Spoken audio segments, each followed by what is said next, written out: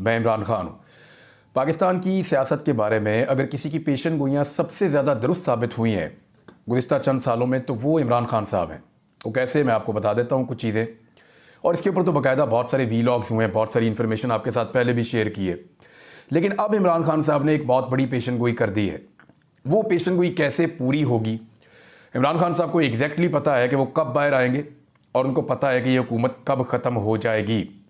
कुछ चीज़ें हैं, इन्फॉर्मेशन जो पहले भी थी मेरे पास से, और उसमें कुछ चीज़ें मैंने आज कलेक्ट की हैं, मैं आपके साथ शेयर कर देता हूँ इमरान खान से मुताल्लिक।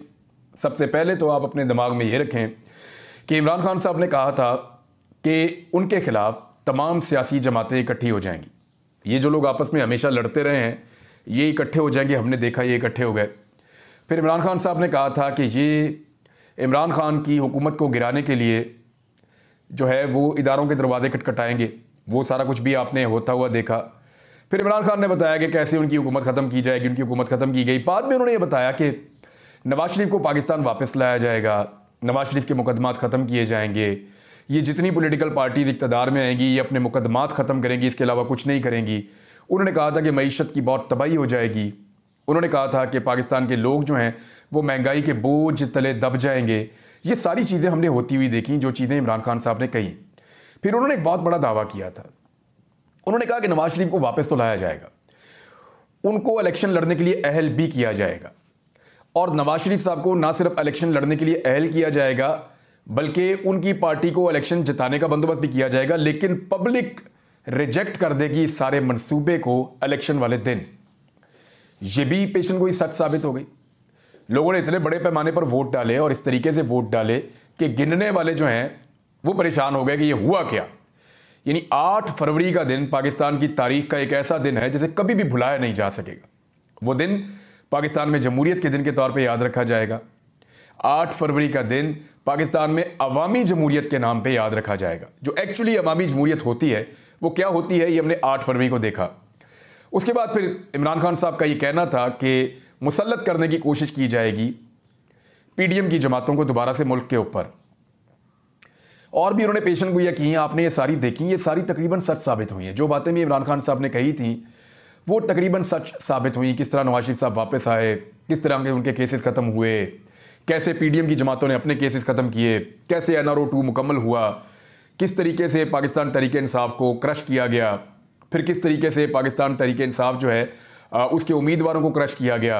उसके बाद इलेक्शन उनके लिए कितना मुश्किल था। फिर उनके मुताबिक जो इलेक्शन का रिजल्ट था वो भी आ गया, लेकिन वो रिजल्ट बदल भी दिया गया जो उनके खदशात थे। अब इमरान खान साहब ने स्टेटमेंट दिया, पहले वो आप स्टेटमेंट देख लें, फिर मैं आपको बताता हूं कि उन्होंने ये स्टेटमेंट दिया क्यों है और किन बुनियादों पे वो ये बात कर रहे हैं।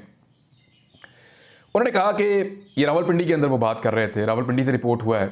इमरान खान साहब आपको पता है कि अडियाला जेल में मौजूद हैं, वहाँ पे सहाफ़ियों से उनकी बातचीत हुई। उन्होंने कहा जी मैं 5 या 6 माह जेल में रहूँगा, फिर हुकूमत ख़त्म हो जाएगी। ये इमरान खान साहब का दावा है। यानी आज मार्च का महीना ख़ात्मे की जानिब जा रहा है, आखिरी 10 दिन रह गए हैं। अप्रैल, मई, जून, जुलाई, अगस्त और सितंबर। बहुत सारे लोग ये कह रहे हैं, और मैं खुद भी इससे पहले कह चुका हूँ कि अक्टूबर से पहले या अक्टूबर के फ़ौरन बाद, इस बीच में कहीं इमरान खान साहब की रिहाई इसलिए दिखाई दे रही है कि हालात उस तरफ जा रहे हैं। अब इमरान खान साहब ने किन चीज़ों की निशानदेही की मैं आपको बता देता हूँ। केसेस के बारे में उन्होंने कहा कि फ़ैसले पहले से हो चुके हैं, यहाँ सिर्फ कार्रवाई हो रही है। अलकादिर ट्रस्ट का केस जो है उन्होंने कहा बड़े कमाल का केस है, जिसमें चोरी भी नहीं हुई, पैसा भी हुकूमत के पास है और ट्रस्ट भी अभी तक चल रहा है, तो उसका केस मेरे ऊपर बना दिया है। अलकादिर ट्रस्ट के अंदर कुछ लोगों का ये क्लेम है कि उनके ऊपर बहुत दबाव डाला गया इमरान खान के खिलाफ गवाही देने के लिए, लेकिन उन्होंने गवाही देने से इनकार किया और उन्होंने काफ़ी नुकसान उठाया है।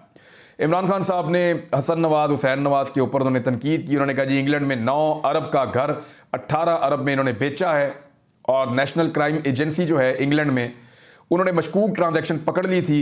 हसन नवाज से पूछा जाना चाहिए कि वो घर खरीदने का पैसा उनके पास कहाँ से आया। ये दोनों भाई पनामा में पकड़े गए थे। हुसैन नवाज ने टीवी पर बैठ के कहा था कि फ्लैट मरियम नवाज के हैं, यानी उसकी मलकियत है मरियम नवाज साहिबा की। तो इमरान खान साहब ने कहा कि मुल्क में जो कुछ हो रहा है इससे सारा निज़ाम बेनकाब हो गया है।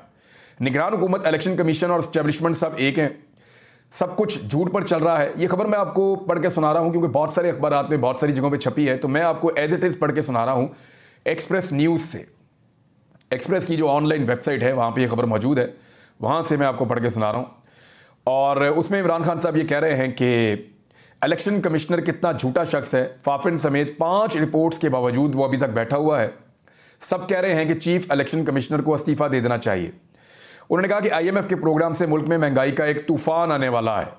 मैंने IMF को कहा था कि मुल्क में सियासी इस्तेहकाम आने तक कर्जा जारी ना किया जाए। सियासी इस्तेहकाम ना होने की वजह से जो कर्जे के पैसे मिलेंगे वो ज़ाया हो जाएंगे, ये इमरान खान साहब कह रहे हैं। आमदन के ज़राए ना बढ़ाने तक कर्ज लेने से कोई फ़ायदा नहीं होगा। ये आप कर्जा लेते जाएंगे, आपको कर्जा बढ़ता जाएगा, आपकी आमदन है नहीं।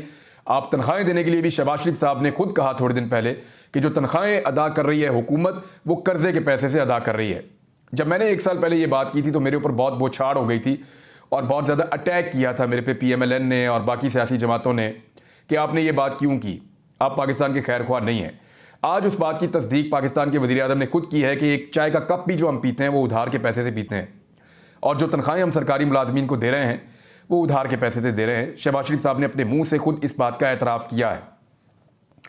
इमरान खान ने कहा कि हमारी मईशत का जो सबसे बड़ा मसला है वो डॉलर्स की कमी है। पाकिस्तान में डॉलर्स नहीं है, डॉलर में मुल्क में लाने का तोड़ हमारे पास है, ये इमरान खान साहब का दावा है और ये बैरून मुल्क पाकिस्तानियों के ज़रिए से मुमकिन है। वो इस वक्त सरमायाकारी करेंगे जब मुस्तहकम हुकूमत होगी और वो हुकूमत को ओन करेंगे ओवरसीज़ पाकिस्तानी, तो फिर वो पाकिस्तान के अंदर सरमायाकारी करेंगे। फिर इमरान खान साहब ने यह कहा कि मौजूदा सूरत हाल से हमें सिर्फ बैरून मुल्क मुकीम पाकिस्तानी निकाल सकते हैं। उन्होंने कहा कि 9 मई हमें गद्दार साबित करने के लिए प्लान किया गया, ये इमरान खान साहब ने दावा किया और साथ ये कहा कि पाकिस्तान तहरीक इंसाफ को क्रश करने के लिए मुझे 1 हफ्ते में 3 सजाएं दी गईं, लेकिन यह मनसूबा नाकाम हो गया। मैं मजीद 5 या 6 माह जेल में रहूँगा और उसके बाद हुकूमत ख़त्म हो जाएगी। मुझे मालूम है ये हुकूमत 5 से 6 माह से ज़्यादा नहीं चल सकेगी। पीपल्स पार्टी काबीना का हिस्सा इसलिए नहीं बनी क्योंकि उन्हें पता है कि ये सेटअप नहीं चलेगा। इमरान खान साहब ने आरिफ अलवी साहब के बारे में कहा कोई नाराज़गी नहीं है, उन्होंने कोशिश की और अच्छी नीयत से कोशिश की, लेकिन मेरे नाम के ऊपर क्रॉस लग चुका था, वो कामयाब नहीं हुए। फिर इमरान खान साहब ने कहा कि पाकिस्तान ने यह किया था कि अमेरिका के और तालिबान के डायलॉग्स करवाए थे और पाकिस्तान दहशतगर्दी के हवाले से, जो पाकिस्तान में दहशतगर्दी आती है TTP के ज़रिए से या मुख्तलिफ अस्करियत पसंद ग्रुपों के ज़रिए से, उसमें तालिबान के साथ डायलॉग्स कर रहा था और वो मामला उस वक्त इमरान खान साहब के बकौल जो जनरल बाजवा हैं उन्हें इमरान खान साहब ने कहा था कि जनरल फैज़ को तब्दील ना करें, वो दहशतगर्दी और अफगानिस्तान का मसला हल कर सकते हैं।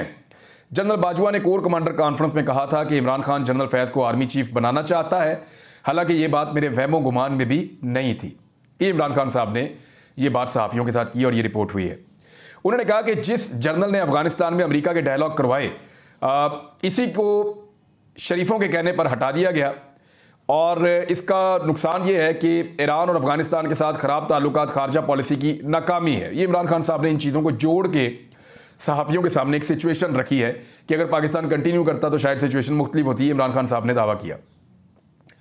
फिर इमरान खान साहब ने कहा कि अली अमीन को सूबा चलाना है और उसे पैसे चाहिए। वो सूबे का शेयर लेने के लिए वज़ीर आज़म से मिला है।